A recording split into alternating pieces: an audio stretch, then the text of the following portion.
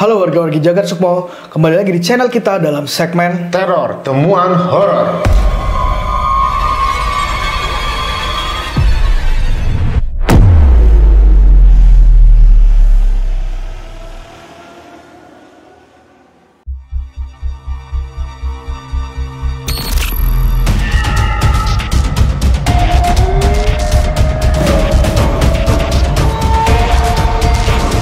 Jagat Sukmo.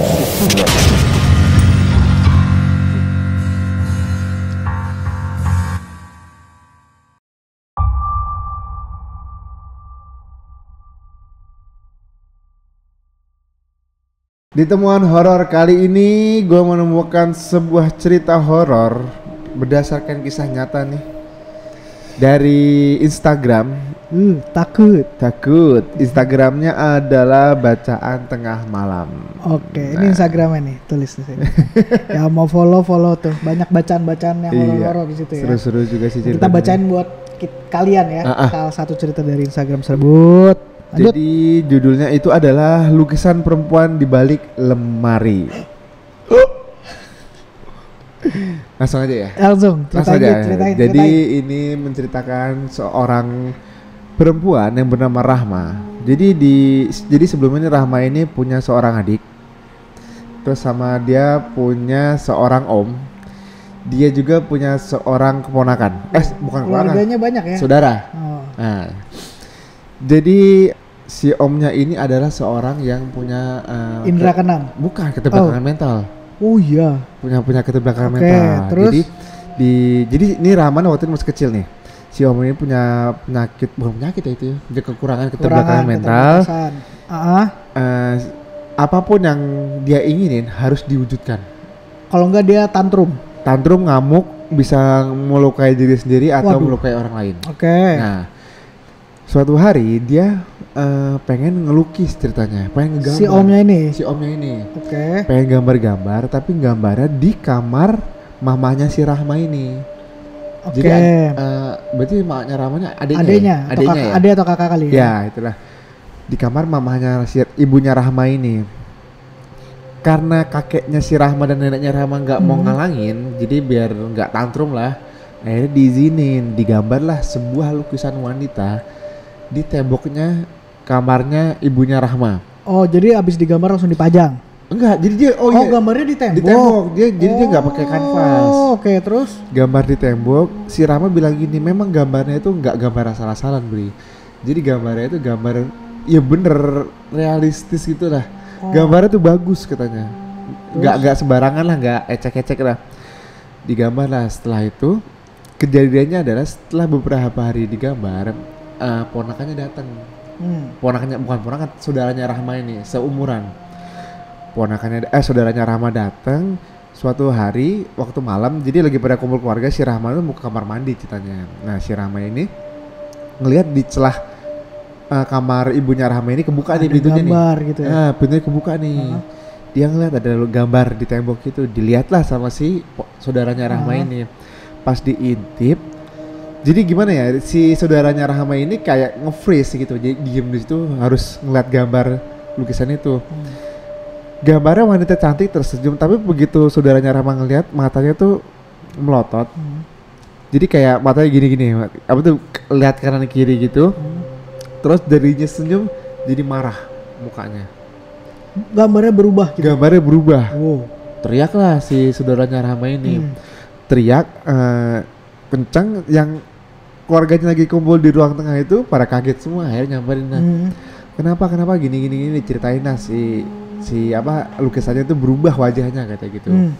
Udah tuh, karena kejadian itu si Rahma kayak langsung, bukan kayak ke distrik kayak apa ya, jadi keinget mulu sama lukisan itu. Nah, setelah keinget terus, jadi setiap malam itu lukisan itu kayak ada suara ini lebih, suara nangis. Ada suara wanita merintih, tapi dari kamar itu. Asalnya dari kamarnya si tante itu. Si ibunya Rahma ini. Oh iya, ibu Rahma. Ini saudaranya Rahma udah pulang nih. Iya. Sekarang kejadiannya sama si Rahma. Begitu, karena seringnya kejadian itu, akhirnya bawahnya Rahma berinisiatif ditaruh lemari buat nutupin gambar lukisan tersebut. Gambar itu. Tutuplah sama bapaknya Rahma. Kejadian-kejadian akhirnya setelah Rahma dewasa.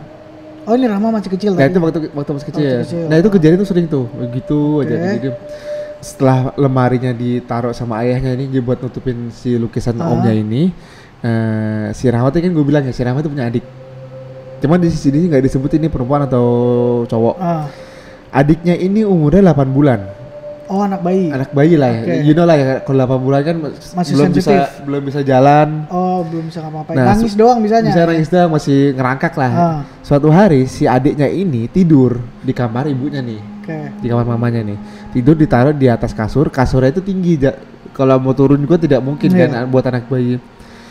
Tidur ibunya tuh kayak beresin sesuatu di dapur, si Rahmanya lagi main keluar. Ini Rahma udah gede ya? Udah agak gede. Udah agak gede karena punya adik. Udah si Rahma main keluar. Begitu ibunya balik ke kamar, si adiknya ini udah nggak ada. Ada yang kecil itu? Iya, nggak ada di kasur. Terus? Harusnya kan kalau dia jatuh nangis dong. Dicari kemana-mana nggak ada. Bapaknya dipanggil lah, disuruh nyari bareng-bareng. Sampai si Rahma yang lagi main di luar itu dipanggil. Pokoknya nyari-nyari keluar tuh nggak ada, bingung semuanya. Terus tiba-tiba pas lagi pada bingung semua si Rahman dengar suara adiknya ketawa-ketawa cekikikan di lemari nih. Di dalam kamar itu dan ditemuin di dalam lemari itu lagi bercanda. Ih, dan apa kayak ada yang godain gitu ya? Kayak anak bayi. Ucu bau gitu. Tang ting ting ting tang ting ting. Gitu ya. Iya gitu. Terus pas dibuka lemari itu cuman ada si adiknya bayi doang, iya. tawa-tawa. Waduh. Nah itu apa tuh kejadian itu terus berlanjut sampai si Rahma dewasa dan saudaranya itu dewasa. Sampai si saudaranya Rahma ini yang bayi kan? Enggak, yang saudaranya yang awal itu. Bang, saudara kagak saudaranya yang pertama tadi. Oh, yang pertama. Yang dia ngintip di pintu itu. Oh iya. Dia udah gede nih, dia trauma dia kalau mau lewat kamar ibunya ini, tantenya ini harus dianterin siapa lah, nggak bawa sendirian. Udah nggak berani sendiri lagi. Iya. Nah sampai sekarang itu katanya kejadiannya masih terus berlangsung. Kenapa nggak dicat aja itu dihapus? Udah dicat, muncul lagi. Cat putih tapi kayak masih nggak sama-sama tuh nggak sempurna gitu nutupnya. Dan kejadiannya sampai sekarang tuh masih nangis. Masih suara, ada gangguan-gangguan lah sampai masih ada sekarang, suara nangis, merintih, tapi mereka tuh kayak ya udahlah mau gimana lagi. Udah terbiasa. Udah terbiasa akhirnya. Itu cerita dari gua. Lu ada nggak cerita? Gua juga ada nih temuan horor. Cuman gua ada di rumah sakit. Oke, gimana silakan. Kan banyak nih cerita horor kalau di rumah sakit. Nah, ini cerita ini dialami oleh dua orang suster jaga malam. Oke. Ya, biasanya kan di sebuah ruang perawatan tuh pasti ada susternya kan. Nah, ini kalau malam biasanya nggak terlalu banyak nih yang jaga. Jadi ada 2 suster doang nih. Oke. Suatu malam nih di tengah malam lah, di atas jam 12. Salah satu kamar pasien di paling pojok tuh bunyi belnya. Biasanya kan pasien kalau butuh sesuatu kan ada belnya kan di dalam kamar dekat tempat tidur tuh. Ada yang mencet bel. Nah udah nih salah satu suster, anggaplah suster A nih kita sebut ya. Suster A datangin ke kamar tersebut. Nah di lantai itu, di lantai rumah sakit tersebut tuh, di ruang perawatan itu kan banyak lorong, banyak ruang perawatan lah. Mungkin ada 10 sampai 15 ruangan lah ya. Ada satu ruang perawatan yang dibiarkan kosong dan dijadikan gudang. Oke. Ya. Nah, itu letaknya pokoknya akan dilewati oleh suster A ketika mau menuju ke kamar perawatan yang manggil dia itu tadi. Jadi mau nggak mau pasti lewat si ruangan kosong itu. Nah, pas dilewatin ruangannya agak terbuka. Nah, mungkin si suster A mikir mungkin OB-nya lupa kali nih nutup nih waktu bersihin atau beresin. Ya udah dia lebih penting dia nggak nutup pintu atau dia langsung ke ruang perawatan yang manggil itu karena pasien harus didahulukan kan. Ya udah dia jalan, mungkin nanti setelah ke pasien dia rencananya mau tutup ruangan itu kan. Udah ternyata pasien yang di dalam tuh infusnya mau habis. Gitu. Jadi gue mau sambil infus lagi nih. Suster A akhirnya balik lagi lewatin ruangan itu lagi. Nah di dalam ruangan yang pertama kali dia lihat tuh ada bangku, madepnya ke jendela bangkunya, ada bangku. Nah pas dia lewatin yang kedua kalinya, bangkunya madep ke pintu. Ini kenapa bisa berubah nih arahnya nih? Tapi dia udah mikirin karena dia harus ganti infus, harus ngambil infus kan. Ya udah dia ambil dulu infus ke tempat penyimpanan. Udah dia balik lagi ke ruangan pasien tersebut. Dia masih lihat nih bangkunya masih menghadap ke pintu. Serem banget Ya. sih. Udah terus dia masuk ke ruangan itu, dia ganti infus kan. Udah, nah dia niatnya mau nutup gudang yang ada di ruang penyimpanan itu kan. Pas dia masuk, pas dia lewatin lagi, itu bangku yang cuma satu-satunya di ruangan itu madep ke jendela lagi. Madep jendela, akhirnya dia udah nggak habis pikir, ditutup aja deh.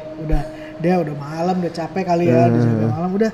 Terus udah selang sekitar 15 menit kamar yang itu mencet bel lagi di kamar yang tadinya itu. diganti infus. Dia mencet bel lagi, dia pikir ada apa lagi nih pasien ini nih. Terus udah dia langsung ke kamarnya. Di gudang itu nggak ada apa-apa. Maksudnya nggak ada terjadi buka pintu atau apa, nggak udah. Oh normal aja nih gudang itu. Terus dia jalan masuk, infusnya habis lagi. Dalam waktu 15 menit kan normalnya kan infus habis bisa ya mungkin nggak tahu deh seharian atau setengah istilahnya hari berjam-jam lah. Nggak 15 menitan juga kan. Tergantung infusnya sebesar apa juga ya. 15 menit bingung dong suster Ani kan. Loh ini kan tadi baru saya ganti kok udah habis ya. Ini ke pasiennya sih diam aja ya. Dia nggak bilang apa-apa. Terus udah diganti lagi lah. Ya udahlah mungkin ya dia namanya ya udahlah diganti aja, dia mungkin nggak habis pikir, nggak nanya-nanya kenapa-napa, ya udah diganti lagi. Udah masuk lagi, udah diganti ganti lagi infusnya kan. Udah duduk lagi. Gak selang berapa lama lagi nih, gak sampai jam-jaman, ya mungkin 15 menit atau 20 menit lagi dibel lagi sama pasien itu. habis lagi. Nah terus si A bilang lah sama suster ini, ini kenapa ya? Boleh bantuin saya nggak? Ini takutnya saya ada salah lihat atau apa, atau saya salah pasang, ini kok cepet banget habisnya. Terus ya udah akhirnya mereka berdua ke situ. Terus mereka lihat habis juga, botolnya habis lagi. Terus dilihat kok ini normal-normal aja, kayak ya udah ini pada umumnya udah dipasang dengan benar, infusnya juga nggak ada yang bocor, selangnya juga semua normal. Akhirnya mereka yaudah deh kita ganti aja ya posisinya. Pindah posisi, pindah jarum. Mungkin tadinya di tangan kiri jadi pindah tangan kanan. Udah mereka berdua proses ganti, akhirnya udah diganti, udah dipasang infus yang baru, udah selesai. Udah selang berapa lama udah nggak ada lagi nih yang manggil. Terus tiba-tiba udah pergantian shift kan pagi-pagi kan udah ganti, mereka ganti suster, taruhlah tadi kan suster AB, datanglah suster C dan suster D. Terus si A cerita, iya nih kemarin aneh banget, masa ada suster yang masa ada pasien yang infusnya masa dalam 15 menit udah habis. Pasien yang mana, kata si suster C dan suster D. Ini di ruangan pojok sana. Ini kan ruangan yang sendiri nih. Ibu ini disebutkan. Iya. Salah kali itu. Emang kenapa? Lu pasti tahu kan? Iya terus. Lu pasti tahu kan? Terus. Iya, ibu itu kemarin waktu saya shift terakhir, ini sebelum pergantian shift suster A dan C ya. Ini kata suster A dan B, ini kata suster C dan D. Ibu itu dinyatakan meninggal sore hari. Jadi ruangan itu sebenarnya kosong. Tapi mereka shift AB ini, suster AB ini ngelihat jelas. Dengar suara bel dari kamar itu. Iya. Ngelihat ada wujudnya, bahkan dia kan ganti. Itu dia infusnya. Coba. Gila. Itulah. Ini buat kalian nih teman-teman ya, mungkin yang kerja di rumah sakit, jadi suster, jadi dokter, ini pasti banyak nih pengalaman horor nih.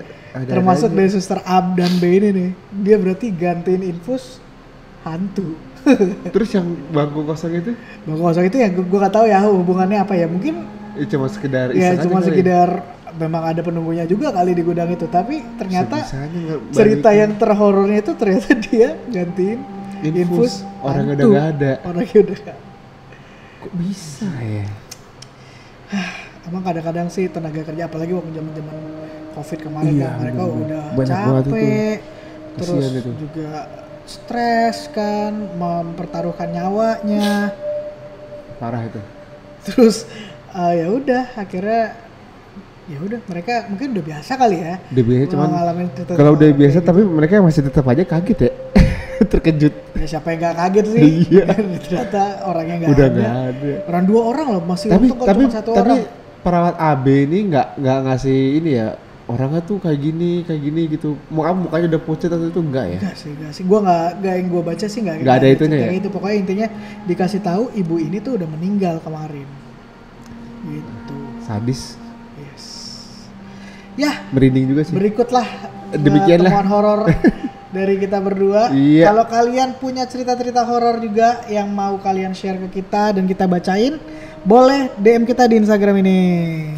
Nah, atau klik link di bawah kalau kalian punya cerita, kalian ketik aja nanti kita bacain cerita kalian. Sip, jangan lupa share, Gitu. like, subscribe video kita supaya kita tetap bisa bikin video-video yang seru-seru dari. Dan semangat terus. Iya.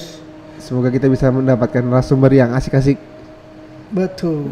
Dan sampai ketemu di video kita selanjutnya dan bye-bye. Bye.